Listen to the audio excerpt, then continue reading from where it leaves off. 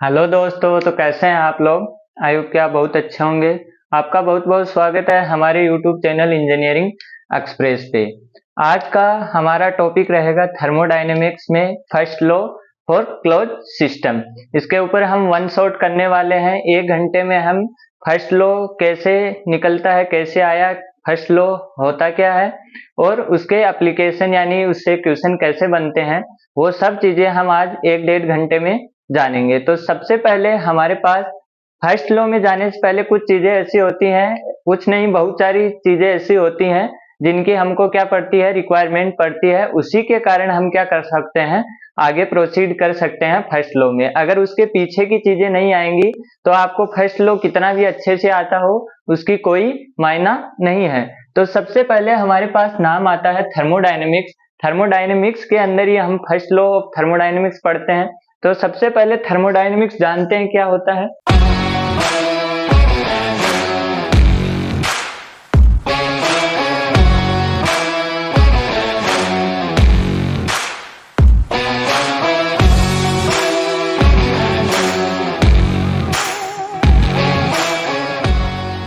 Thermodynamics जब भी हम पढ़ते हैं तो हम तीन चीजें इसके अंदर पढ़ते हैं बेसिकली।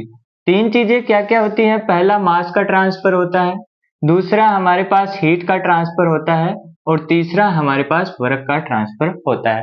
यानी कि हम घूम फिर के इन्हीं तीन चीजों पे पूरी में बात करते रहते हैं। जैसे मास का ट्रांसफर हो गया, मास जा रहा है, मास नहीं जा रहा है, मास क्लोज सिस्टम है, ओपन सिस्टम है, यानी कि मास के बारे में पढ़ते हैं, हीट का ट्रांसफर हो रहा है नहीं हो रहा है, और वर्क का ट्रांसफर पढ़ते हैं। और हमारा फर्स्ट लॉ भी इसी पे डिपेंड है। तो बेसिकली थर्मोडायनेमिक्स में तीन ही चीजें हमेशा पढ़ी जाती है। इसके अलावा कोई नई चीज आपको कहीं भी देखने को नहीं मिलेगी कि मास, हीट और वर्क के अलावा उसके अंदर कोई ट्रांसफर हो रहा है। अब जब थर्मोडायनेमिक्स पढ़ते हैं तो सबसे पहले हमारे पास नाम आता है सिस्टम। ये सिस्टम पूरा इसी पे डिपेंड है। सिस्टम सिस्टम सिस्टम, पूरे दिन हम सिस्टम सिस्टम करते रहते हैं। सिस्टम हमारा क्या होता है, सिस्टम के रिस्पेक्ट में हम ये तीनों चीजें देखते हैं। सिस्टम हमारा वो चीज होती है जिसपे हम क्या करने वाले हैं, थर्मोडायनेमिक्स अप्लाई करने वाले हैं। तो यानी कि हमारे पास कोई भी ऑब्जेक्ट है, जैसे पिस्टन सिलेंडर हो गया, टरबाइन हो गया, हीट पंप हो गया, ऐसी जो भी चीजें होती हैं वो हमारा क्या होती है, पर्टिकुलर सिस्टम। और उसके जो सिस्टम के अलावा जो भी बच गया वो हमारा क्या होता है, सराउंडिंग होता है। यानी सिस्टम के अलावा जो भी बचा वो क्या होगा, सराउंडिंग होगा। और सिस्टम और सराउंडिंग के बीच में एक लेयर होगी जिससे हम इसको क्या करेंगे, दोनों को अलग अलग करेंगे कि यहां तक हमारा सिस्टम है और यहां तक हमारा सराउंडिंग है। वो हमारी क्या होगी, बाउंड्री। वो हमारी क्या होगी, बाउंड्री होगी। अब सिस्टम हमारे पास कितने टाइप का आता है, सिस्टम हमारे पास आता है 3 टाइप का। पहला टाइप क्या होता है, क्लोज सिस्टम, ये आप भी जानते होंगे। दूसरा होगा ओपन सिस्टम और तीसरा होता है आइसोलेटेड सिस्टम। यानी कि 3 सिस्टम होते हैं, पहला क्लोज सिस्टम, दूसरा ओपन सिस्टम और तीसरा सिस्टम होता है आइसोलेटेड सिस्टम। अब तीनों में डिफरेंस क्या है, तीनों में इन्हीं के आधार पे हम देखेंगे।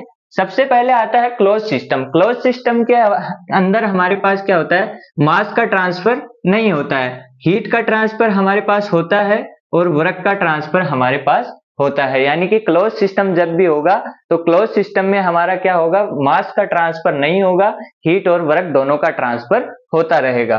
तो यदि कहीं पे मास का ट्रांसफर नहीं हो रहा है, मास फिक्स है, तो हमको क्या समझना है कि हमारा क्लोज सिस्टम है। उसके बाद आता है ओपन सिस्टम। ओपन सिस्टम में हमारे पास मास भी ट्रांसफर होता है, वर्क भी ट्रांसफर होता है और हीट भी ट्रांसफर होती है। यानी वर्क, मास और हीट तीनों का ट्रांसफर जब हो रहा होता है तब हमको क्या समझना है, हमारा ओपन सिस्टम है। और आइसोलेटेड सिस्टम की बात करें तो यहाँ पे ना मास का ट्रांसफर होगा, ना हीट का ट्रांसफर होगा और ना वर्क का ट्रांसफर होगा। तो ये ऐसा सिस्टम अभी प्रैक्टिकली कोई है नहीं, लेकिन इसको हम नाम क्या देते हैं, आइसोलेटेड सिस्टम। तो ये तीन चीजें हो गई हमारे पास, आइसोलेटेड सिस्टम, क्लोज सिस्टम और ओपन सिस्टम। उसके बाद आता है हमारे पास बाउंड्री। बाउंड्री भी हमारे पास 2 टाइप की होती है। पहला टाइप होता है हमारे पास रियल बाउंड्री और दूसरा हमारे पास होता है इमेजिनरी बाउंड्री।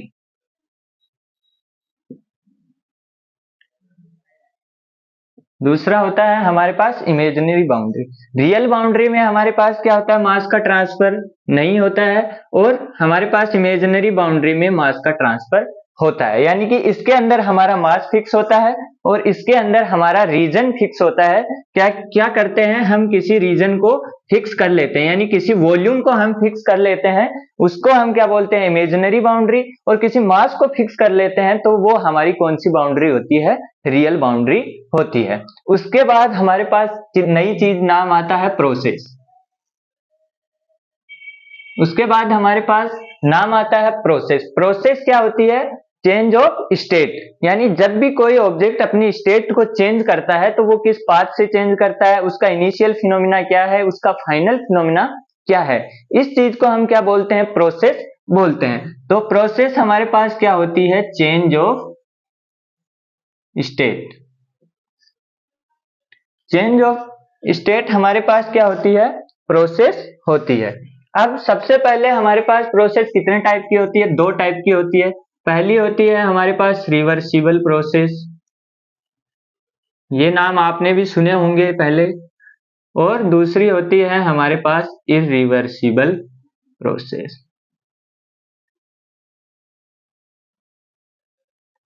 अब रिवर्सिबल प्रोसेस क्या होती है कि हमारे पास किसी ऑब्जेक्ट वापस जाके वहीं पे वापस आ जाए, उसको हम क्या बोलते हैं, रिवर्सिबल प्रोसेस। और इरिवर्सिबल प्रोसेस हमारी क्या होती है कि हम वापस उस स्टेट पे नहीं आ सकते जहां पे हमारा पहले सिस्टम था। यानी सिस्टम ने काम किया, वो आगे चला गया, अब वो उसी पोजीशन पे वापस नहीं आ सकता, वो होती है हमारी इरिवर्सिबल प्रोसेस। और रिवर्सिबल प्रोसेस होती है हमारी कि सिस्टम ने काम किया लेकिन फिर भी वो अपनी पोजीशन में वापस आ जाए, तो हम क्या करते हैं, इसको रिवर्सिबल प्रोसेस बोलते हैं। लेकिन जब अब तक जो आपने पढ़ा था वो डेफिनेशन गलत थी कि वापस सिस्टम अपनी जगह आ जाए उसको रिवर्सिबल प्रोसेस बोलते हैं।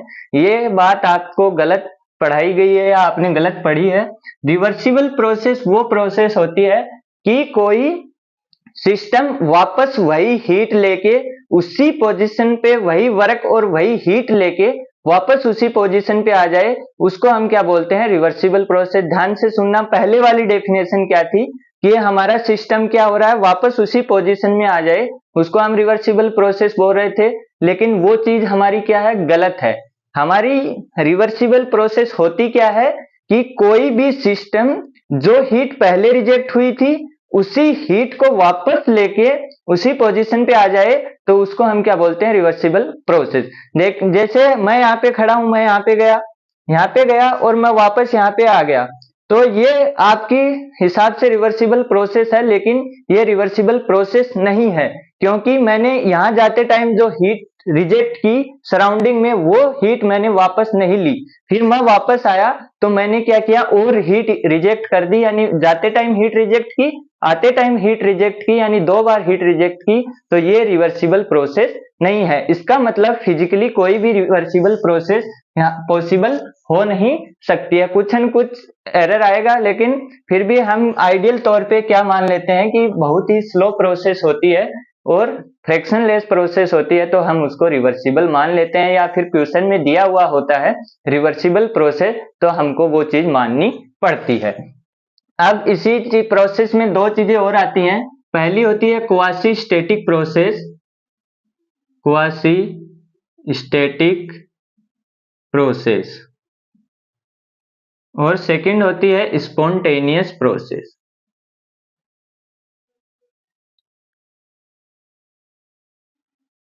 अब क्वासी स्टैटिक प्रोसेस क्या होती है, इनफाइनाइटली स्लो प्रोसेस। यानी कि कोई प्रोसेस हो रही है धीरे धीरे धीरे धीरे, 2 साल में, 1 साल में, पूरे दिन में, तो वो क्या होती है, बहुत धीरे होती है, तो उसको हम क्या बोलते हैं, क्वासी स्टैटिक प्रोसेस। और स्पॉन्टेनियस प्रोसेस क्या होती है, विद इन सेकेंड, यानी कि 1-2 सेकंड में हमारा क्या हो गया, स्पॉन्टेनियस प्रोसेस होती है, यानी 1-2 सेकंड में हमारा काम हो गया। यानी जैसे पहले कोई पिस्टन थी, ये पिस्टन यहाँ पे थी, इस पे क्या था, एक ब्लॉक रखा हुआ था, इस ब्लॉक को ना हमने हटाया तो ये तुरंत क्या करेगी, यहाँ पे आ जाएगी। तो इसको हम क्या बोलते हैं, स्पॉन्टेनियस प्रोसेस। बल्कि इसी जगह पे हम क्या करें, छोटे छोटे पत्थर रख दें और उनको एक एक उठाते जाएं, तो वो क्या होगा, बहुत सारी स्टेट से गुजर के आएगी। तो वो बहुत सारी स्टेट से गुजर के आएगी, तो उसको हम क्या बोलेंगे, क्वासी स्टेटिक प्रोसेस। अब आती है हमारे पास क्वासी स्टेटिक प्रोसेस। अब जब भी हमारे पास क्वेश्चन में क्या लिखा हो, फ्रिक्शनलेस क्वासी स्टेटिक, यानी कि FRICTION फ्रिक्शनलेस क्वासी स्टेटिक, जब भी ये चीज लिखी हुई हो क्वेश्चन में फ्रिक्शनलेस क्वासी स्टेटिक, इसका मतलब क्या है कि हमारे पास यहाँ पे कोई भी फ्रिक्शन फोर्स नहीं, क्योंकि रियल लाइफ में तो पिस्टन और सिलेंडर के बीच में क्या लगेगा, फ्रिक्शन फोर्स लगेगा। तो वो क्या हुई, हीट रिजेक्ट होगी, और हीट जैसे ही रिजेक्ट होगी हमारी कौन सी प्रोसेस बन जाएगी, इरिवर्सिबल प्रोसेस। तो उसके लिए क्वेश्चन में क्या लिखा रहता है, फ्रिक्शनलेस क्वासी स्टेटिक प्रोसेस, यानी कि कोई भी फ्रिक्शन लॉस नहीं है। इसका मतलब हमारी प्रोसेस कौन सी है, रिवर्सिबल प्रोसेस। उस केस में हमको क्या लगाने हैं, सारे रिवर्सिबल प्रोसेस के फंडे लगाने हैं, क्योंकि क्वेश्चन ने क्या बोला है, फ्रिक्शनलेस क्वासी स्टेटिक, और फ्रिक्शनलेस क्वासी स्टेटिक प्रोसेस को ही हम रिवर्सिबल प्रोसेस बोलते हैं। अगर कहीं पे क्वासी स्टेटिक लिखा हुआ है सिर्फ, तो हम उसको रिवर्सिबल प्रोसेस नहीं बोलेंगे। अगर ऐसा लिखा हुआ है फ्रिक्शनलेस क्वासी स्टेटिक, तभी हम क्या बोलेंगे, रिवर्सिबल प्रोसेस बोलेंगे। तो ये था हमारे पास सिस्टम और हमारा प्रोसेस, ये दो चीजें अच्छे से आपको समझ आनी चाहिए, तभी आपको आगे की चीजें समझ में आएंगी। तो आई होप कि आपको अच्छे से समझ में आ गई होगी। सिस्टम तीन टाइप के होते हैं, क्लोज, ओपन, आइसोलेटेड।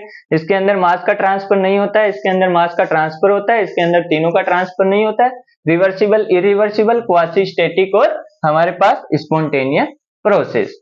अब हम आगे देखते हैं आइडियल गैस।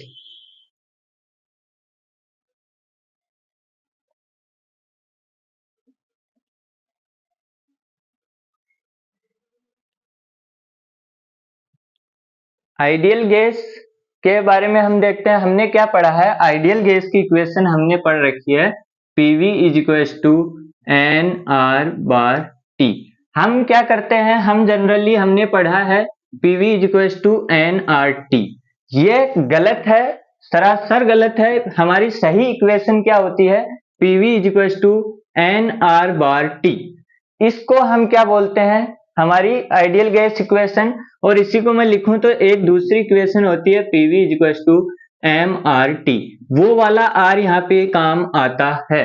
उसके साथ में आपको M लिखना है। M क्या होता है, मास होता है। लगभग क्वेश्चन में आप देखेंगे आपको मास दिया होगा 3 kg और 5 kg 3 kg 2 kg, तो वो क्या होता है, मास होता है। वहां पे मोल नहीं दिए रहते हैं। अगर मोल दिए हुए हैं तो आपको ये R लेना पड़ेगा। इस R और इस R में फर्क क्या है, ये है हमारे पास यूनिवर्सल गैस कांस्टेंट, और ये है हमारे पास कैरेक्टरिस्टिक गैस कांस्टेंट। दोनों में फर्क है, ये है यूनिवर्सल गैस कांस्टेंट, ये है हमारे पास कैरेक्टरिस्टिक गैस कांस्टेंट। इसकी वैल्यू बदलती रहती है, लेकिन इसकी वैल्यू हमेशा फिक्स रहती है, 8.314 किलो जूल पर किलो मोल केल्विन। यहाँ पे किलो मोल है, यहाँ पे भी क्या आएगा, एन किस में होते हैं, मोल में होते हैं। यहाँ पे इसकी यूनिट होती है किलो जूल पर केजी केल्विन। तो यहाँ पे क्या होता है, यहाँ पे एम है वो केजी में है, तो यहाँ पे केजी है, केजी केजी कैंसिल हो जाते हैं। तो हमारे पास क्या होता है, PV is equal to MRT और PV is equal to NR bar T. आपको ये कभी भी नहीं लिखना है PV is equal to NRT, इसका और इसमें दोनों में डिफरेंस होता है। और R हमारे पास किसके बराबर होता है, R बार बाई M, और यहाँ पे M क्या होता है, मोलिकुलर मास। यहाँ पे M क्या होता है, मोलिकुलर मास। जैसे हमारे पास एयर है, एयर का मोलिकुलर मास 29 होता है, तो हम R निकालें एयर के लिए तो R बार 8.314 अपॉन 29, ये हमारे पास क्या होगा, इसका R होगा। तो R आपको ऐसे निकालना है, बेसिकली चीज वही है, लेकिन इसी का दूसरा रूप यह है, हम लगभग क्या करते हैं, मास में डील करते हैं, तो हमको यही फॉर्मूला ज्यादा काम में आता है, PV इक्वल टू MRT। और R हमारे पास अगर वैल्यू नहीं दी हुई है क्वेश्चन में, तो R इक्वल टू होता है R bar by molecular mass. जो मोलिकुलर मास किसका, जो हम अपने सिस्टम में यूज कर रहे होते हैं, जैसे गैस हो गई, लगभग टाइम में गैस ही होती है, या फिर दूसरी जैसे हीलियम गैस दे देते हैं, आर्गन गैस दे देते हैं, इस टाइप की गैस। तो ये हमारे पास हो गया R बार बाई M। यहाँ पे P होता है absolute pressure, absolute pressure V होता है वॉल्यूम, इसको हम लिखते हैं किलो पास्कल में, इसको हम लिखते हैं मीटर क्यूब में। ये होता है टेम्परेचर, इसको हम लिखते हैं केल्विन में। और ये होता है हमारे पास मास, इसको हम लिखते हैं केजी में। तो ये चीज आप ध्यान रखेंगे, इसको किलो पास्कल में रखना है, इसको मीटर क्यूब में रखना है, इसको किलो जूल पर केजी केल्विन में रखना है, इसको केल्विन में रखना है और इसको केजी में रखना है। अब और चीजें अगर आएंगी तो वो है हमारे पास Cp minus CV equal to R। ये रिलेशन आपको याद करना है, ये रिलेशन होता है Cp minus CV equal to R bar. दोनों रिलेशन होते हैं Cp minus CV equal to R और Cp minus CV equal to R bar. और एक चीज और होती है Cp by CV equal to gamma, जहां पे गामा की वैल्यू क्या होती है ग्रेटर देन 1। अब हमारे पास क्या होता है Cp माइनस CV गामा है, तो Cp को मैं क्या लिख सकता हूं गामा CV, Cp को क्या लिख सकता हूं गामा CV। अब गामा CV को यहाँ पे रखिए, Cp माइनस CV यहाँ पे कितना हुआ, Cp को आप गामा CV रखेंगे तो gamma CV minus CV R bar, और यहाँ पे CV की वैल्यू आ गई R बार गामा माइनस 1। ये हो गई। या फिर इसको आप ऐसे भी लिख सकते हैं, R को आप क्या लिख सकते हैं R, सॉरी यहाँ पे हाँ R bar by M upon gamma minus 1। R को आप ऐसे भी लिख सकते हैं गामा माइनस 1। अब Cp की वैल्यू क्या हो जाएगी, Cp की वैल्यू हो जाएगी हमारे पास गामा R बार M गामा माइनस 1, या फिर आप ऐसे भी लिख सकते हैं गामा R गामा माइनस 1। ये हो गई। अब गामा की वैल्यू क्या होती है, गामा की वैल्यू होती है मोनो एटॉमिक के लिए, मोनो एटॉमिक अगर गैस है तो उसके लिए होगी 1.67। इसके अंदर हमारे पास कौन कौन सी गैसें आती हैं, मोनो एटॉमिक में आर्गन हो गई, हीलियम हो गई, ऐसी गैसें आती हैं। नाइट्रोजन ऑक्सीजन ये सब कहती होती हैं डायटोमिक गैसें होती हैं, तो इसके लिए 1.4 हो गया। और एयर के लिए भी हमारे पास 1.4 ही होता है। और पॉली एटॉमिक के लिए हमारे पास क्या हो जाता है, ट्राई या पॉली एटॉमिक के लिए 1.33 हो जाता है। तो ये हमारे पास तीन टाइप की होती है, 1.67 मोनो के लिए, 1.4 डाया के लिए और पॉली के लिए 1.33 होता है। तो ये चीज आपको याद करनी है। आपको CV की वैल्यू निकालनी आनी चाहिए, आपको CP की वैल्यू निकालनी आनी चाहिए, आपको मोनो डाया और ट्राया के बारे में पता होना चाहिए। तो ये वाली इस बोर्ड पे जो इंफॉर्मेशन लिखी है वो आपको अंगुलियों पे याद होनी चाहिए, तभी आप फर्स्ट लो लगा पाएंगे, वरना तो काम होने वाला नहीं है। तो आप याद कर लीजिए PV equal to NR bar T, PV equal to MRT, और R हमारे पास R बार बाई M होता है, Cp बाई CV गामा होता है, Cp minus CV equal to R होता है। ये रिलेशन भी बहुत काम का है, क्योंकि कई बार आपको क्या दिया रहता है, R दिया रहता है, Cp दिया रहता है, CV की जरूरत पड़ती है, तो Cp को उधर ले जाके आपको क्या करना पड़ता है, CV की वैल्यू निकालनी पड़ती है। CV की वैल्यू और Cp की वैल्यू लगभग दी हुई होती है, लेकिन आपको फिर भी याद करना है। अब आगे हम आते हैं close work. Close system work कैसे निकालते हैं वो हम देखते हैं।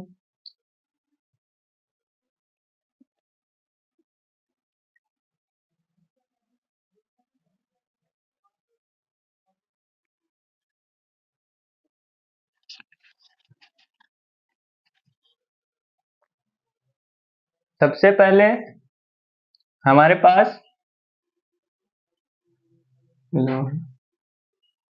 सिस्टम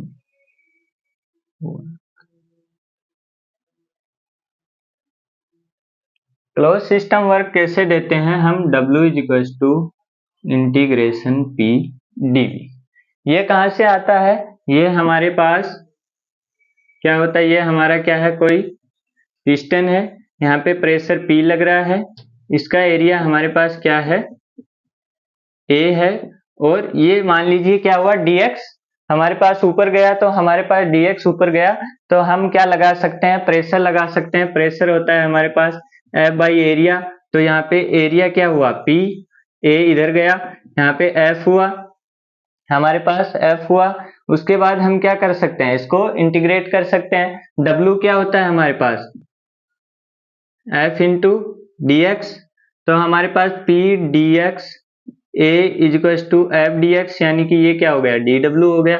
इसका इंटीग्रेशन करेंगे dx इंटू ए क्या हुआ, वॉल्यूम हुआ, तो ये हमारे पास p dv, और ये क्या हुआ w, और इंटीग्रेशन, तो हमारे पास w क्या होता है p dv। इस पे आपको ध्यान नहीं देना है, आपको क्या याद रखना है, w इक्वल टू हमारे पास क्लोज सिस्टम के लिए क्या होता है, p dv होता है। अब यहाँ पे क्या होगा v1 और यहाँ पे v2, यहाँ पे p कांस्टेंट नहीं है, ये आपको ध्यान रखना है, p कांस्टेंट नहीं है, इसलिए ये इंटीग्रेशन के अंदर है, p वेरी कर सकता है, तो आप इस चीज को कभी बाहर ना लिखें कि ऐसे लिख दिया p dv, ये गलत है।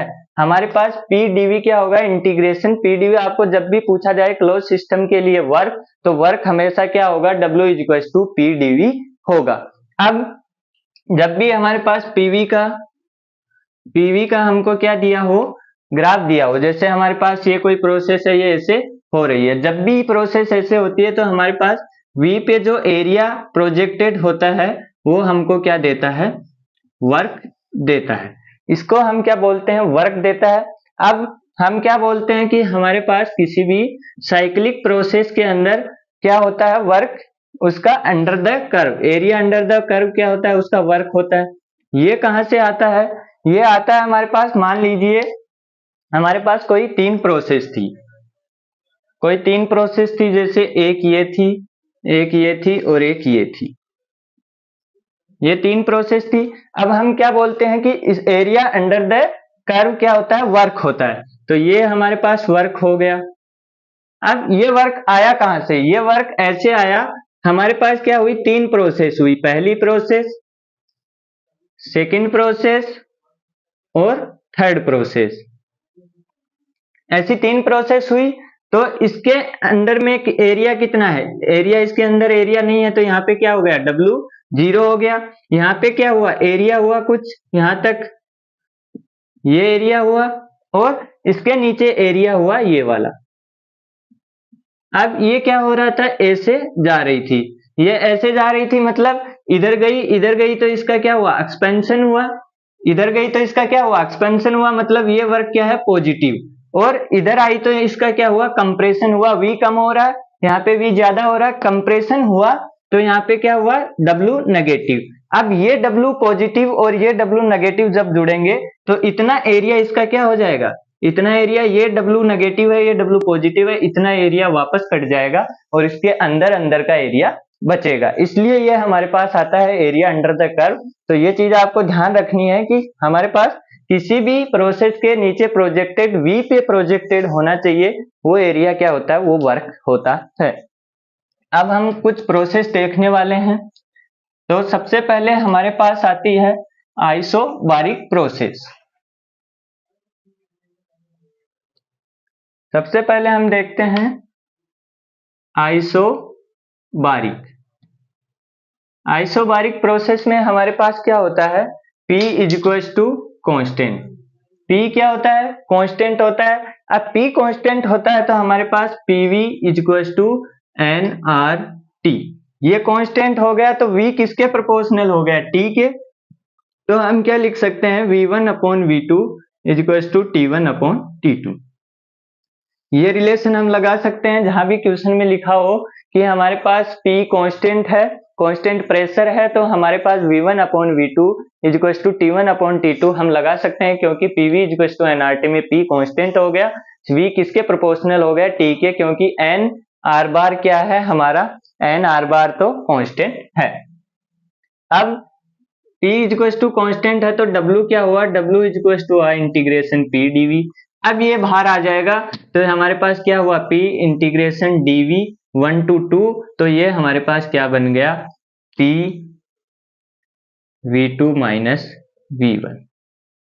ये चीज आपको याद होनी चाहिए, ये चीज आपको याद होनी चाहिए, P is equal to V2 minus V1 क्या होता है, W होता है किसमें, जब भी क्वेश्चन में बोला हुआ हो आइसोबारिक और वर्क निकालना हो, आपको सीधा यही फॉर्मूला ध्यान में आना चाहिए, P V2 minus V1, V2 V1 हम लाते रहेंगे कहीं से भी, लेकिन फॉर्मूला हमको यही याद आना चाहिए कि P हमारा क्या वर्क क्या होगा, P is equal to V2 minus V1। अब दूसरी प्रोसेस हम देखते हैं आइसोकोरिक। आइसोकोरिक प्रोसेस में क्या होता है, V हमारा क्या होता है, कांस्टेंट होता है, तो PV इक्वल्स टू nRT हम लगाएंगे, तो V कांस्टेंट हुआ तो P किसके प्रोपोर्शनल हो गया, P1 P2 equals to T1 T2। P1 upon P2 equals to T1 upon T2। जहां भी आइसोकोरिक नाम लिखा हो तो हम ये रिलेशन लगा सकते हैं, P1 upon P2 equals to T1 upon T2। और वर्क हमारे पास क्या हो जाएगा, वर्क अगर P dV इंटीग्रेशन W है, यहाँ पे dV जीरो हो गया तो हमारे पास W क्या आ जाएगा, W इक्वल्स टू जीरो। तो जब भी कोई पूछे कि आइसोकोरिक के लिए हमारे पास वर्क कितना होता है, तो सीधा बात यही ध्यान में आना चाहिए, वर्क आइसोकोरिक प्रोसेस के लिए जीरो, यानी कि V कांस्टेंट होते ही W क्या हो जाएगा, कांस्टेंट हो जाएगा। और अभी PdV में हमने देखा था हमारे पास कांस्टेंट की लाइन कैसे बनती है, ये साथ ही मैं बना देता हूं, यहाँ पे ये P है, ये V है, तो कांस्टेंट प्रेशर की लाइन हमारे पास कांस्टेंट वॉल्यूम की लाइन ऐसे बनेगी, कांस्टेंट वॉल्यूम की लाइन ऐसे बनेगी, और कांस्टेंट प्रेशर की लाइन हमारे पास PV ऐसे बनेगी, ये P बनेगी। यहां से भी आप देख सकते हैं कि यहाँ पे क्या था, V1 था, यहाँ पे V2 था, तो इसके नीचे क्या है, ये क्या है, एक ट्राइंगल है, तो P यहाँ पे P है, तो क्या बन गया, P V2 माइनस V1। और यहाँ पे क्या है, यहाँ पे कोई एरिया ही नहीं है नीचे, तो W क्या हो गया, जीरो। अब थर्ड आती है हमारे पास आइसोथर्मल। आइसोथर्मल प्रोसेस में क्या होता है, T is equal to constant, तो हम PV इज टू nRT लगाएंगे, PV इज टू nRT लगाएंगे, तो हमारे पास T क्या है, कॉन्स्टेंट है, तो PV भी हमारे पास क्या हो गया, कॉन्स्टेंट हो गया। तो इसका मतलब P1 V1 is to P2 V2 हम लगा सकते हैं। ये चीज आपको ध्यान आनी चाहिए, जब भी लिखा हो आइसोथर्मल प्रोसेस टेम्परेचर कांस्टेंट, तो हमको क्या लगा सकते हैं, P1 V1 equals to P2 V2। अब हमारे पास वर्क क्या होता है, वर्क हमारा होता है, वर्क होता है PdV होता है।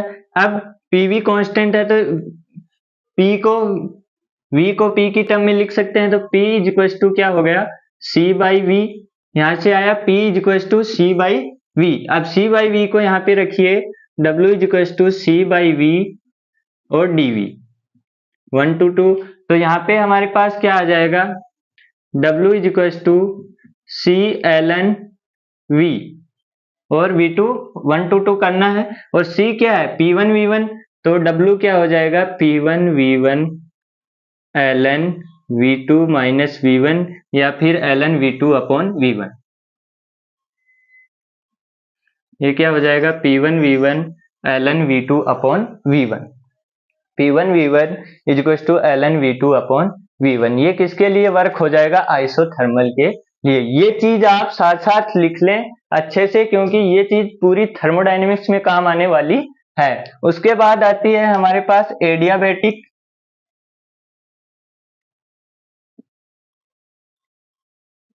एडियाबैटिक प्रोसेस क्या होती है, एडियाबैटिक प्रोसेस के अंदर, इसके अंदर अगर मैं बनाऊं तो यहाँ पे हमारे पास कुछ ऐसा बनेगा, ये P और ये V, ये कुछ ऐसा बनेगा।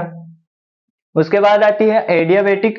एडियाबैटिक में हमारे पास क्या होता है, PV की power gamma is equal to constant, तो हम क्या लिख सकते हैं, P1 V1 gamma is equal to P2 V2 gamma.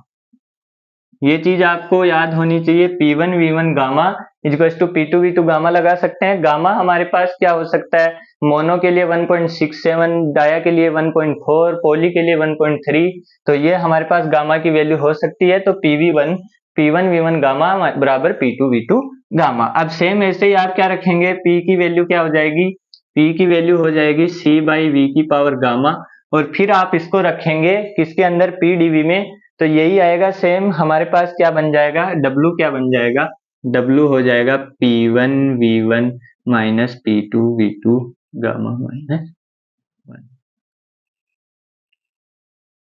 यह क्या बन जाएगा, P1 V1 minus P2 V2 upon gamma minus 1, ये इसका फॉर्मूला बन जाएगा। फिर हमारे पास आती है पॉलीट्रोपिक। पॉलीट्रोपिक में गामा किससे रिप्लेस हो जाता है, n से, n यानी n कुछ भी वैल्यू हो सकती है, तो हमारे पास pv की power n is equal to constant, तो p1 v1 की power n is equal to p2 v2 की पावर n हम लिख सकते हैं। और वर्क हमारे पास सेम ही होगा, p1 v1 minus p2 v2 upon n minus 1। ये क्या हो जाएगा इसके लिए। अब इसका अगर ग्राफ बनाएं तो वो कुछ ऐसा बनेगा, वो भी सेम ऐसा ही बनेगा। तीनों आइसोथर्मल की तरह ही दिखेंगे, लेकिन इसका स्लोप ये सबसे ऊपर होगी, ये बीच में होगी और ये सबसे नीचे होगी।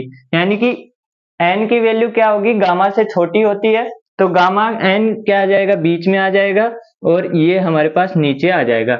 ये क्या हो जाएगी, n की वैल्यू 1, ये n और ये गामा।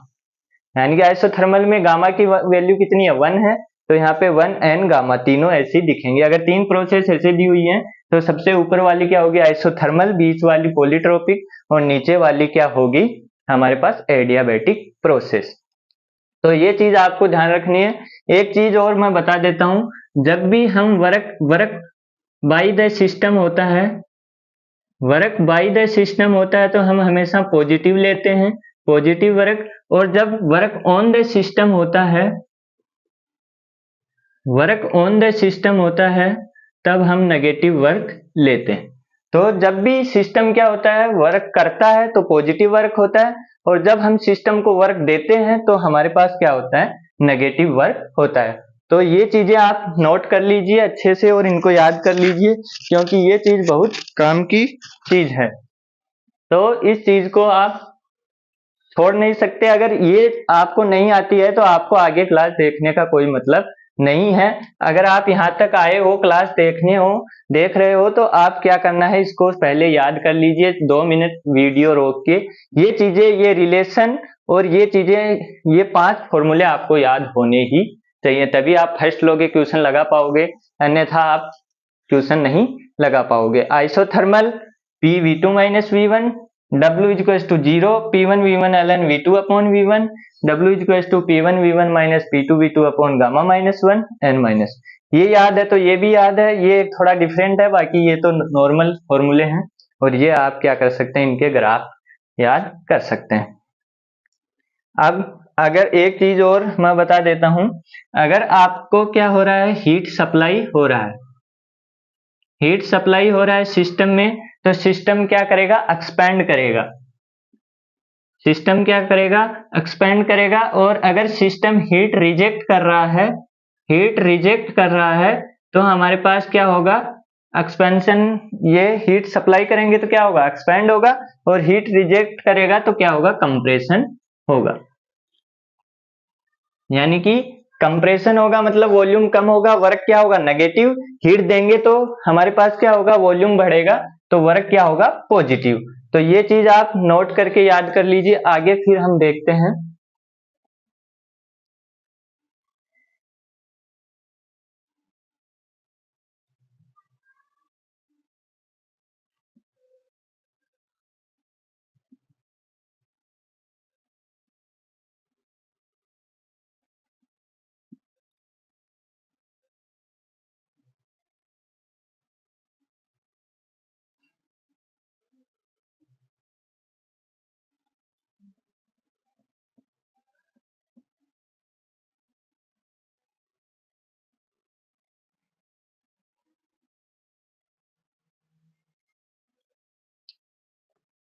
आगे हमारे पास आती है हीट।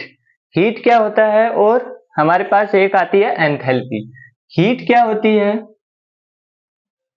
हीट हमेशा क्या होता है टेम्परेचर के रिस्पेक्ट में देखा जाता है। जहां पे टेम्परेचर का डिफरेंस होगा वहां पे हमारे पास क्या होगी हीट होगी। यानी कि जैसे यहाँ पे टेम्परेचर 100 डिग्री है और यहाँ पे 50 डिग्री है, तो यहाँ पे हीट क्या होगी, टेम्परेचर के कारण कोई भी फिनोमिना चेंज हो रहा है तो वो क्या होती है हीट होती है। और फिनोमिना भी कैसा होना चाहिए नेगेटिव होना चाहिए, यानी कि ये टेम्परेचर हमेशा इससे कम होना चाहिए ना कि ज्यादा। अगर ऐसे कोई है 200, तो ये हमारे पास क्या है, ये हीट ट्रांसफर नहीं है, ये जबरदस्ती करवाया जा रहा काम है, लेकिन ये अपने आप होगा तो इसको हम क्या बोलते हैं हीट ट्रांसफर बोलते हैं। तो इसको हम क्या बोलते हैं हीट। अब जब भी हम क्या करते हैं, सिस्टम को हीट देते हैं, तो सिस्टम को हीट देते हैं तो हमारे पास क्या होता है, पॉजिटिव होता है, पॉजिटिव हीट, और सिस्टम से हीट निकलती है तो हमारे पास क्या होगी, नेगेटिव होगी। आई बात समझ में। एक चीज हमारे पास होती है एंथैल्पी।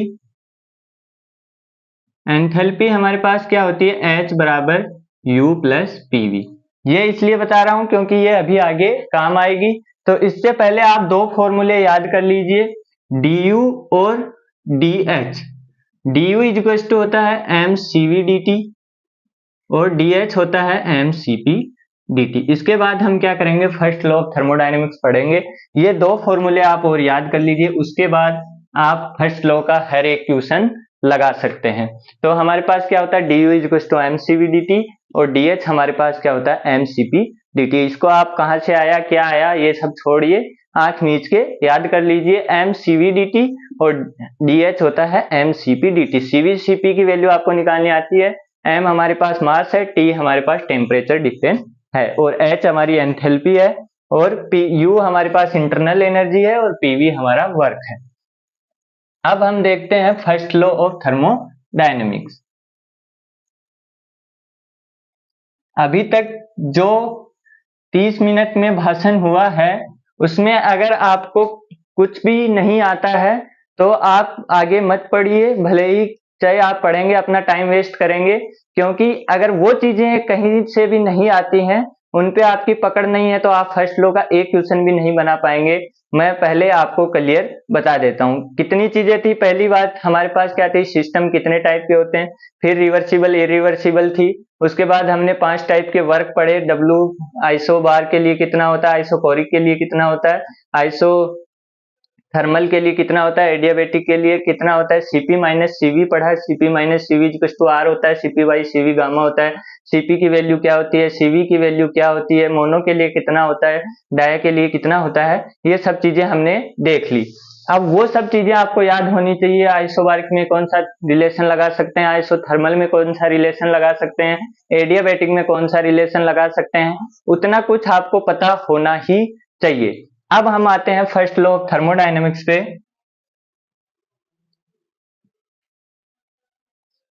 फर्स्ट लॉ हमारे पास क्या बोलता है, फर्स्ट लॉ हम दो टाइप से देखते हैं। पहला होता है हमारे पास क्लोज सिस्टम, क्लोज सिस्टम, और दूसरा होता है ओपन सिस्टम। एक हम क्लोज सिस्टम के लिए देखते हैं, एक ओपन सिस्टम के लिए देखते हैं। आज हम ओपन सिस्टम के लिए इस वीडियो में नहीं देखेंगे, हम सिर्फ क्लोज सिस्टम के लिए देखेंगे। क्लोज सिस्टम में अगेन दो चीजें होती हैं, पहला होता है साइकिल और दूसरा होता है प्रोसेस। पहला होता है साइकिल और दूसरा होता है प्रोसेस। अब किसी भी साइकिल के लिए फर्स्ट लॉ क्या बोलता है, किसी भी साइक्लिक प्रोसेस में summation Q is equal to summation W होता है। ये क्या बोलता है, किसी भी साइक्लिक प्रोसेस में summation Q is equal to क्या होता है, समीशन W, यानी समीशन ऑफ हीट का इक्वल होता है समीशन ऑफ वर्क के। अब ये कैसे आता है, ये इसका बहुत बड़ा प्रूफ है, लेकिन यहाँ पे मैं बताने वाला हूं नहीं, सिर्फ आपको थोड़ा समझा देता हूं। जैसे मान लीजिए हमारे पास ये क्या है, ये कोई साइक्लिक प्रोसेस है। अब हम क्या जानते हैं, हमारे पास U क्या होता है, U पॉइंट फंक्शन होता है, और एक पॉइंट पे हमारे पास अगर हम किसी रास्ते से गए और वापस उसी रास्ते पे आ गए उसी पॉइंट पे, तो हमारे पास इंटरनल एनर्जी में चेंज कितना होता है, हमारे पास इंटरनल एनर्जी में चेंज 0 होता है। ये चीज हम जानते हैं या फिर हमने पढ़ी है कहीं पे, लेकिन हमको पता है इतना, क्या पता है कि किसी पॉइंट से चले, किसी कहीं से भी घूम के आए, हमको नहीं पता, लेकिन उसी पॉइंट पे वापस आ गए तो हमारे पास इंटरनल एनर्जी क्या होती है, 0 होती है। अगर यहाँ पे मैं ऐसे चला जाता, ऐसे चला जाता, यहाँ से चला, यहाँ पे वापस आ गया, तो भी क्या होती है, इंटरनल एनर्जी 0 होती। यहाँ पे ऐसे चला जाता और यहाँ पे वापस आ जाता तो भी इंटरनल एनर्जी 0 होती। तो हमारे पास क्या होता है, इंटरनल एनर्जी 0 हो गई। तो अब इसके अंदर का एरिया क्या बचा, W बचा। ये क्या होता है, area under the curve W होता है। और हम किसी भी प्रोसेस के लिए क्या देखते हैं, dq बराबर du प्लस dw, ये होता है। और हमारे पास क्या होता है, Q बराबर U प्लस W। अब किसी सिस्टम को हम हीट देंगे वो किस में जाएगी, या तो वर्क में जाएगी या चेंज इन इंटरनल एनर्जी में जाएगी। इंटरनल एनर्जी 0 है तो Q किसके बराबर हो जाएगी, W के बराबर हो जाएगी। इसका प्रूफ दूसरे टाइप से दिया जाता है, लेकिन ये समझाने के लिए मैंने बता दिया है। प्रूफ के लिए हम क्या करते हैं, हम 3 प्रोसेस बनाते हैं।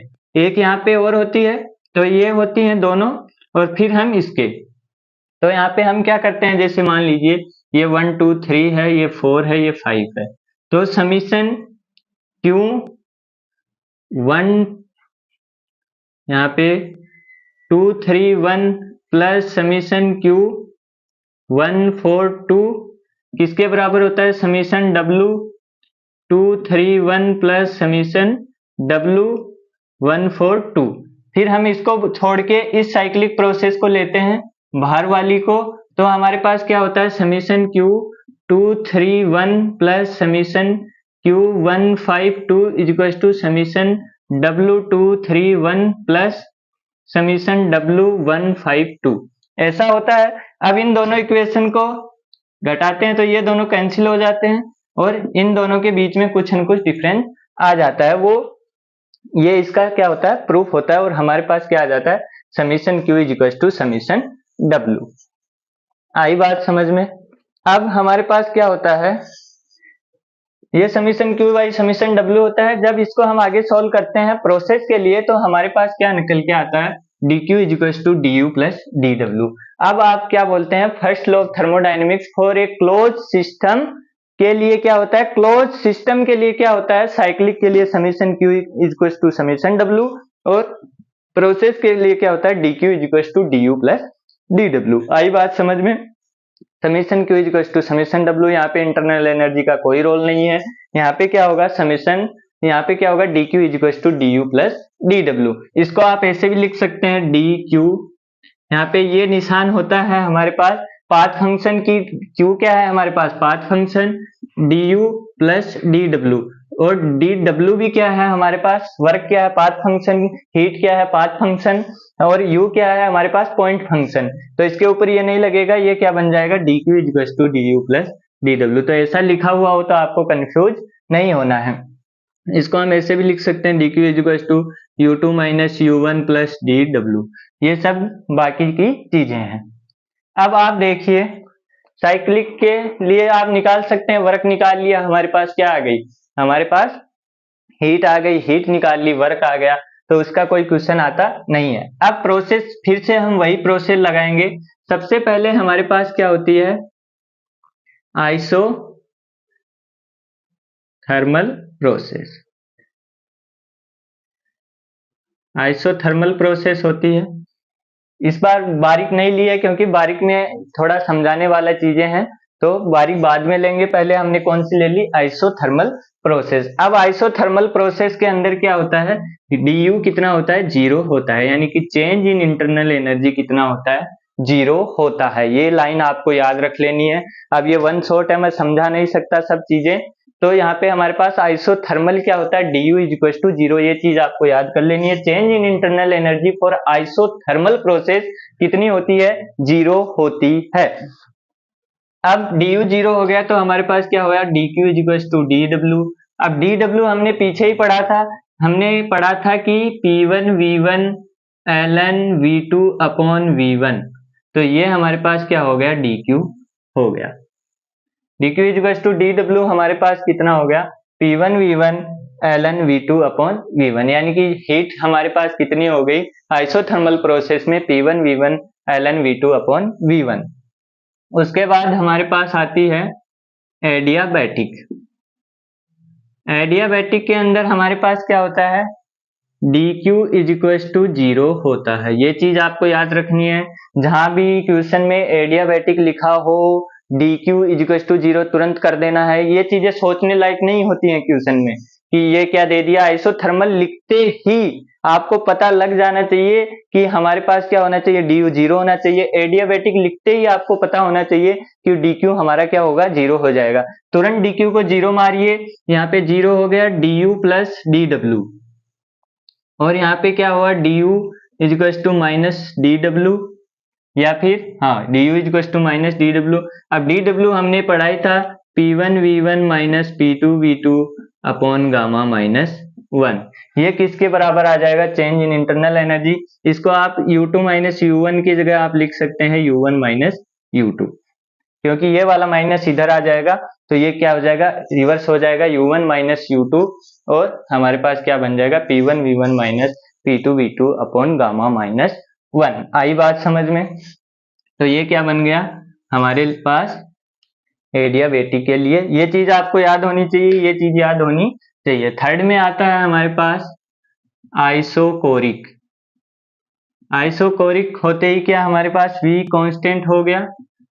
V कांस्टेंट हुआ तो क्या बना? dq बराबर du प्लस dw। dq बराबर du प्लस dw। dw क्या हुआ? खत्म हुआ, क्योंकि du प्लस pdv ये क्या हो गया? pv वर्क है तो pdv, ये क्या हुआ? कांस्टेंट है तो जीरो हुआ, तो हमारे पास क्या बचा? dq is equal to du, dq is equal to du बचा। और हमारे पास dq is equal to du बचा, हमने पिछले वाले बोर्ड पे क्या लिखा था? du is equal to mcv dt, याद है कि नहीं? dq is equal to mcv dt, ये क्या थी? dv थी, तो हमारे पास क्या बन गया? mcv dt। cv क्या होता है? कांस्टेंट प्रेशर, कांस्टेंट वॉल्यूम पे स्पेसिफिक हीट, और कांस्टेंट प्रेशर पे स्पेसिफिक हीट क्या होती है? cp। तो यहाँ पे क्या हो गया हमारा? dq is equal to mcv dt। उसके बाद आता है हमारे पास आइसोबारिक। आइसोबारिक में क्या होता है? P is equal to constant होता है। ये मैंने आइसोबारिक इसलिए लास्ट में करवाई है क्योंकि dq is equal to du plus pdv, यहाँ पे कुछ भी नहीं कटेगा, यहाँ पे सब क्या हो रहा था? एक एक चीजें जीरो हो रही थी। यहाँ पे dw जीरो हुआ, dq जीरो हुआ, du जीरो हुआ, यहाँ पे कुछ नहीं होगा।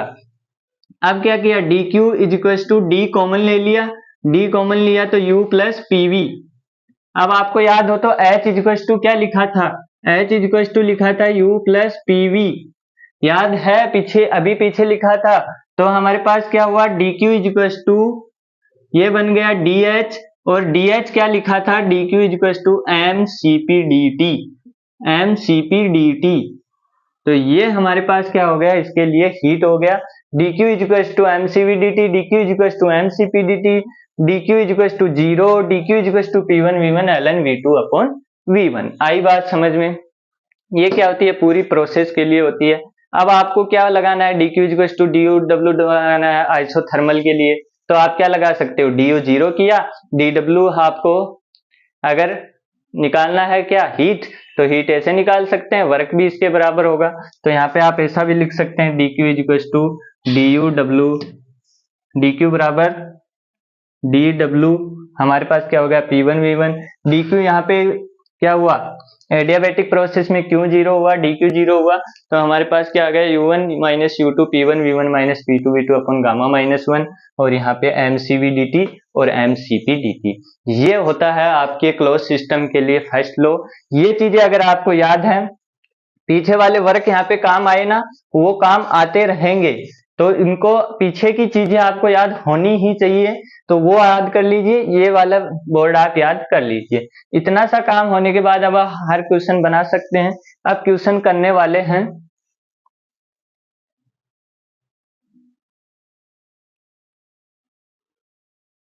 ये फॉर्मूले याद कर लीजिए अगर याद नहीं है, वरना क्वेश्चन नहीं बनेंगे। एक बार दोबारा मैं बता देता हूं आपको, क्वेश्चन नहीं बनेंगे। ये चीजें आपको याद होनी ही चाहिए। पहले क्लोज सिस्टम के लिए वर्क याद होना चाहिए, हीट के सारे फॉर्मूले ये याद होने चाहिए। इसी के कारण आप क्या करेंगे? लगा पाएंगे। सीपी सीवी क्या होता है, सीपी सीवी कैसे निकलता है, ये सब चीजें आपको पता होनी चाहिए, वरना आप क्वेश्चन ही नहीं समझ पाएंगे कि पूछा क्या है, करना क्या है, बताना क्या है, और बहुत सारी चीजें। तो ये चीज आप ध्यान रख लें कि कौन सी चीज कैसे करनी है। अब हम थर्मोडायनेमिक्स पे बेस्ड कुछ क्वेश्चन देखने वाले हैं। मैं यहाँ पे क्वेश्चन नहीं लिख रहा हूँ, क्वेश्चन आपको स्क्रीन पे दिख जाएगा, क्योंकि काफी बड़ा क्वेश्चन है। अगर क्वेश्चन लिखूंगा तो बोर्ड उसी से भर जाएगा। तो क्वेश्चन आपको स्क्रीन पे दिख रहा होगा, वही क्वेश्चन मेरे पास है, मैं क्वेश्चन रीड कर रहा हूँ। यहाँ पे आंसर नहीं लिखा हुआ है, आप देख सकते हैं। बिना देखे ही बता रहा हूँ। तो सबसे पहले हमारे पास क्वेश्चन में लिखा हुआ है a piston cylinder device whose piston is resting on a set of stops initially contain, यानी कि क्या है, एक पिस्टन सिलेंडर है और पिस्टन सिलेंडर पे क्या लगी हुई है, पिस्टन लगी हुई है, ऐसा कोई सेटअप है, ठीक है। उसके बाद क्या लिखा हुआ, 3 kg ऑफ एयर, इसके अंदर कितनी एयर है, 3 kg ऑफ एयर। यहाँ पे लिखा हुआ है 200 किलो पास्कल, यानी P1 कितना है, 200 किलो पास्कल, और T1 कितना है, T1 है 300 केल्विन। आई बात समझ में। The mass of the piston is such that a pressure of 400 kilo pascal is required to move it. अब क्या बोला गया है कि हमारी पिस्टन का वजन इतना है, पिस्टन में इतना मास है कि जब तक आप इसका क्या करेंगे, 400 किलो पास्कल तक प्रेशर कर देंगे, ये अपनी जगह से नहीं हिलेगी। यानी कि क्या बोल रहा है, ये प्रेशर जब तक 400 किलो पास्कल हो जाएगा, अपनी पिस्टन मूव नहीं करने वाली है। इसका मतलब क्या हुआ कि हमारा क्या है, वॉल्यूम कांस्टेंट है, वॉल्यूम क्या है, कांस्टेंट है, ठीक है। फिर heat is now transfer to the air until volume double. अब क्या हो रहा है, हीट दी जा रही है जब तक वॉल्यूम डबल ना हो जाए। अब मेरा एक सजेशन ये है कि जब भी आपको क्वेश्चन में 2 प्रोसेस 3 प्रोसेस यानी कि एक से ज्यादा प्रोसेस दी हुई हो, तो आप पीवी डायग्राम को फॉलो करें ताकि आपका क्वेश्चन जल्दी और कम टाइम में और एक्यूरेसी के साथ आए। इसलिए हम क्या बना रहे हैं, सबसे पहले हम बनाते हैं पीवी डायग्राम। पीवी डायग्राम जब मैंने बनाया तो इसने क्या बोला, 200 किलो पास्कल है इनिशियली और 400 किलो पास्कल तक ये क्या नहीं हो रहा है, हिलेगा नहीं। तो यहाँ पे क्या है, वॉल्यूम क्या है, कांस्टेंट है, वॉल्यूम क्या है, कांस्टेंट है, और वो कितना है, V1। फिर क्या बोला गया है, इसको आगे हीट दिया गया और वॉल्यूम कितना हो गया, वॉल्यूम हो गया V2, और V2 कितना है, 2V1 के बराबर है, यानी डबल हो गया। अब इतना सिंपल, अब हमको सारा क्वेश्चन समझ आ रहा है। अब हमको क्वेश्चन देखने की भी जरूरत नहीं है क्योंकि यहाँ पे क्या दिया हुआ है, 300 केल्विन। आई बात समझ में। हमको क्या पूछा है, total heat transfer and work transfer. तो सबसे पहले ये 1 हो गई, ये 2 हो गई और ये 3 हो गई।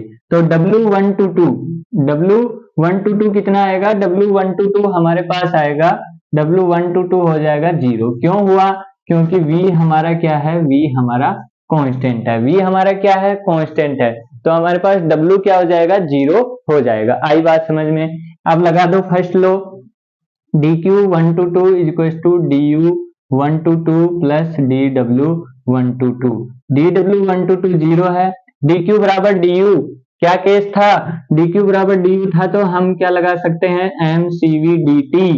याद है कि नहीं, mcv dt। तो m क्या है, 3 kg, cv कितना है, cv कितना होता है, r बार m अपॉन गामा माइनस 1, 3.14।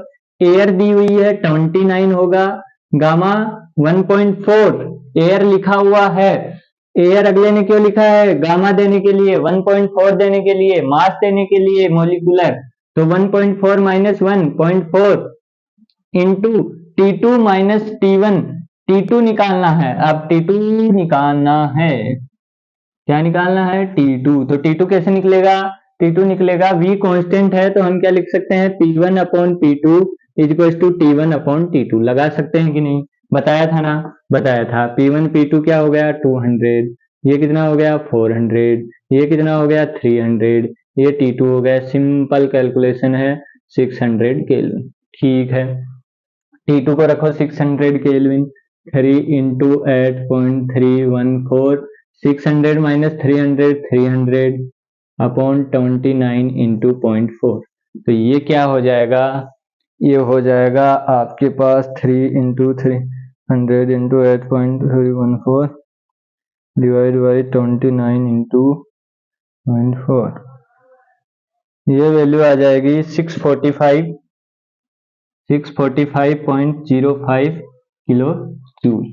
आई बात समझ में इतनी। अब क्या करना है, W223 निकालना है। W223 किसने निकाला, एरिया अंडर द कर्व निकाल लो, या फिर क्या निकाल लो, PV2 minus V1, PV2 minus V1, P 400 kelvin, V2 minus V1, यानी कि इससे ये करना है तो 2V1 माइनस V1 कितना बचा, V1 बचा। अब V1 कहां से लाएंगे, V1 के लिए आ जाओ इधर, PV equal to NRT, PV equal to NRT, P कितना है, P है 200, V कितना है निकालना है, N कितना है, N नहीं है तो हम क्या लगाएंगे, MRT, N नहीं तो हम क्या लगाएंगे MRT, 3 kg 8.314 अपॉन 29, T कितना है 300 केल्विन, V कितना आ जाएगा, V आ जाएगा 3 × 3 × 8.14 डिवाइड बाई 29 × 2 1.29 मीटर क्यूब। इधर लाओ इसको, यहाँ पे रखो, 400 × 1.29 कितना आ गया, 516.04 किलो जूल। आई बात समझ में? ये क्या आ गया W। अब W टोटल पूछे तो W1 to 2 plus W2 to 3 वो 0 है, तो ये क्या हो गया 516.04 किलो जूल। अब DQ लगा दो, DQ बराबर DU प्लस DW लगा दो, किसके लिए 2 to 3 के लिए लगा दो, 2 to 3 के लिए लगा दिया तो कांस्टेंट प्रेशर है, क्या बताई थी, DQ = DH होता है, तो DH कितना होता है mCp/dt, m कितना है 3 kg, Cp क्या होती है, Cp फिर से लिख देता हूँ, Cp = gamma R bar upon m molecular mass gamma -1 1.4 air है 8.314 R बार, m कितना है 29 एयर है 1.4 - 1 1.4 और इधर कितना आ जाएगा T2 T3 - T2 600, फिर से T3 की कमी रह गई, यहाँ पे 600 था। P कांस्टेंट है, तो V1/V2 लगा दो, T1/T2 लिख दो। P कांस्टेंट है, V1 कितना है, V1 ही है 2V1 है, 600 है, T2 है, T2 कितना हुआ 1200 केल्विन, आया कि नहीं आया, अरे कोई डाउट है, 1200 केल्विन, तो ये कितना हो गया 3 × 1.4 × 8.314 1200 - 600 अपॉन 29 × 0.4 करो कैलकुलेशन, 3 × 1.4 × 8.314 × 600 डिवाइड बाई 29 × 0.4 कितना आएगा 18606.144 और इसको जोड़ दो टोटल के लिए, टोटल DQ कितना हो गया, टोटल DQ हो गया 645 और जोड़ दो तो कितना आ जाएगा 245119। अब किसी का 2453 आ रहा है तो वो भी गलत नहीं है, इतना छोटा मोटा हो सकता है लेकिन मोटा मोटी ये आंसर आएगा। बाकी प्रोसेस, अब इस क्वेश्चन ने देखिए आपको कितनी चीजें सिखा दी, जो पीछे पढ़ा था सारा कुछ एक क्वेश्चन में काम आ गया। क्या क्या काम आ गया, PV = MRT, सबसे पहले यही पढ़ा था, यही काम आ गया। फिर प्रोसेसेस पढ़ी थी, V कांस्टेंट है, P कांस्टेंट है, तो P1/P2 T1/T2 लगा दो, V1/V2 = T1/T2 लगा दो, ये लगाया। W का फॉर्मूला आ गया, DQ DU आ गया, mCv/dt आ गया, mCp/dt आ गया, सारी चीजें एक में ही आ गई। तो ये क्वेश्चन एक बार नहीं 2 बार फिर से कर लेना क्योंकि बहुत अच्छा क्वेश्चन है, शानदार क्वेश्चन है, मजा आ जाएगा करके, तो एक बार इसको आप दोबारा कर लीजिए। अब अगला क्वेश्चन देखते हैं।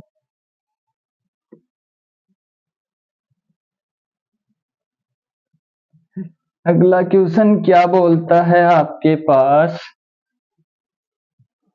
अगला क्वेश्चन कुछ न कुछ बोलेगा, तो उसको क्या करेंगे, सोल्व करेंगे, फिर से वही लगा देंगे, PV = MRT, P1V1 = P2V2, PV की पावर गामा = कांस्टेंट, ये कांस्टेंट, वो कांस्टेंट, ये कांस्टेंट, सब कुछ लगा दो एक साथ, इधर का उधर, इधर का उधर, इधर का उधर, है कि नहीं, यही करना है पूरा। अब क्या होगा, दूसरा क्वेश्चन देखिए, दूसरा क्वेश्चन क्या बोल रहा है, during the sustain stroke in A diesel engine atmospheric air, क्या बोला है, एटमॉस्फेरिक एयर। सबसे पहला काम, बहुत सारी चीजें दे दी, एयर नाम लिख के जिसपे हम ध्यान नहीं देते हैं। क्या बोला है, एयर एट 300 केल्विन T1 दिया है 300 केल्विन और P1 दिया है 100 mega pascal, kilo pascal, mega है 0.1 mega pascal. is driven into the engine cylinder and then it is compressed reversibly and adiabatically। Reversibly लिख के क्या बताना चाहता है कि यहाँ पे फर्स्ट लो लगेगा।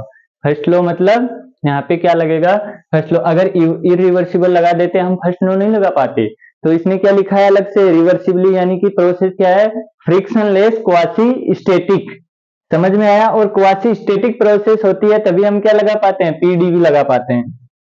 फिर क्या बोला है, एडियाबेटिकली, एडियाबेटिकली, ये देखो ये देखो ये दे दिया, ये दे दिया क्या, डीक्यू दे दिया, डीक्यू कितना दे दिया, 0 दे दिया।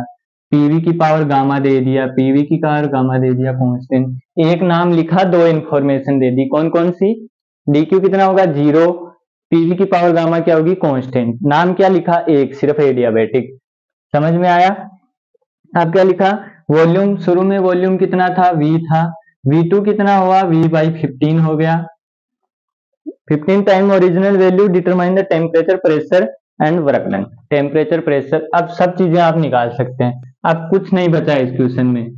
गामा चाहिए, एयर दे दी 1.4, इसका m कितना होता है 29। अब क्या ही बचा है, P1 V1 की पावर गामा, P2 V2 की पावर गामा, लगा सकते हो, लगाओ जल्दी।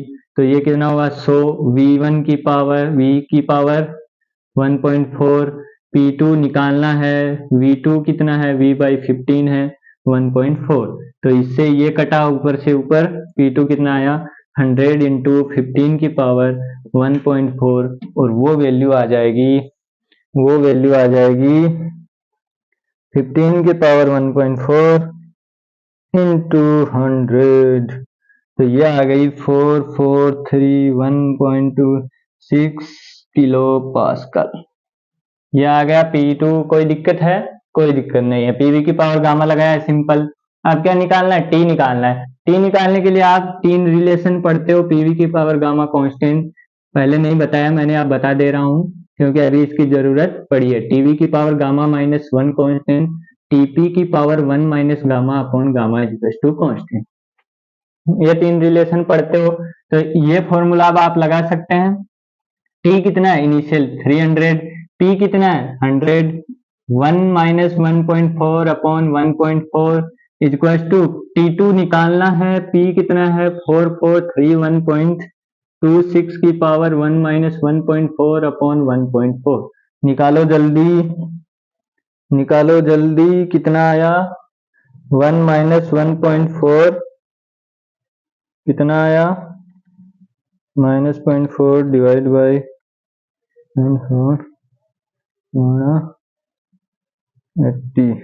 80.48 आ रहा है क्या, 80.48 आ रहा है क्या। T2 कितना आया 4431 की पावर 4431.26 की पावर कितना है 0.4 डिवाइड बाई 1.4 कितना है 0.090। तो T2 कितना हो जाएगा, T2 निकालो जल्दी फटाक से, कितना आया, कितना आया बोलो, 894.22 केल्विन। कितना आया, क्या कितना आया, T2 कितना आया 894.22। अब क्या निकालना है, वर्क। वर्क तो आप आराम से निकाल लेंगे। W इक्वल्स टू क्या पढ़ा था, P1 V1 minus P2 V2 upon gamma -1। अब एक नई समस्या और आ गई, क्या, V नहीं है, V नहीं है और V ना निकाल सकते, V नहीं है तो V निकाल भी नहीं सकते, तो क्या करना पड़ेगा, P1 V1 को क्या लिख सकते हो, NR bar T1 minus NR bar T2 gamma माइन, अरे लिख सकते हो कि नहीं, PV equals to NR bar T लिख सकते हो। N आया, R बार कॉमन आ गया, T1 minus T2 upon gamma -1। N कितना है 1 के लिए है, R बार 8.314, T2 कितना है, T2 T1 कितना है 300 केल्विन, T2 कितना है 894.22, 1.4 माइनस 1 यानी कि 0.4। करो कैलकुलेशन, करो कैलकुलेशन 4, करो कैलकुलेशन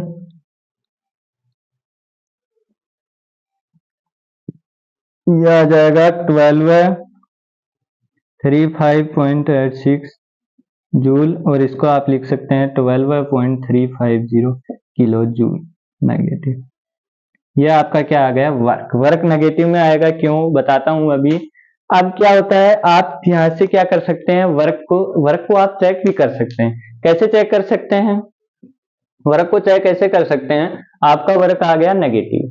अब आप वैल्यू तो चेक नहीं कर सकते, लेकिन आप ये चेक कर सकते हैं कि आप सही डायरेक्शन में जा रहे हैं या गलत में। W आया नेगेटिव, हमने क्या किया, इनिशियल में हमारे पास V था, V/15 यानी कि वॉल्यूम को कम किया, और जैसे ही वॉल्यूम को कम किया, वॉल्यूम कब कम होगा, जब हम बाहर से एक्सटर्नल वर्क लगाएंगे, और जब वर्क ऑन सिस्टम होता है तो work negative, work by the system होता है तो वर्क पॉजिटिव। तो ऑन द सिस्टम था तो नेगेटिव आ गया। अगर यहीं पे उल्टा होता कि V का एक्सपेंशन होता है तो क्या होता है, W आता है, क्योंकि एक्सपेंशन तभी होता है जब सिस्टम हमारा वर्क करता है। आई बात समझ में। तो ये चीज है, हमारे पास वर्क क्या आया, नेगेटिव। तो यहाँ पे भी हमने क्या सीखा, 3 रिलेशन सीखे, ये तीनों आपको याद होने चाहिए।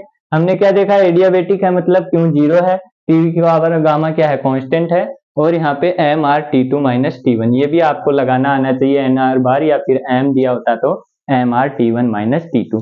तो आई हूँ ये सब चीजें ठीक। तो अब भी अगर आपको कोई डाउट है तो आप पूछ सकते हैं कमेंट बॉक्स में।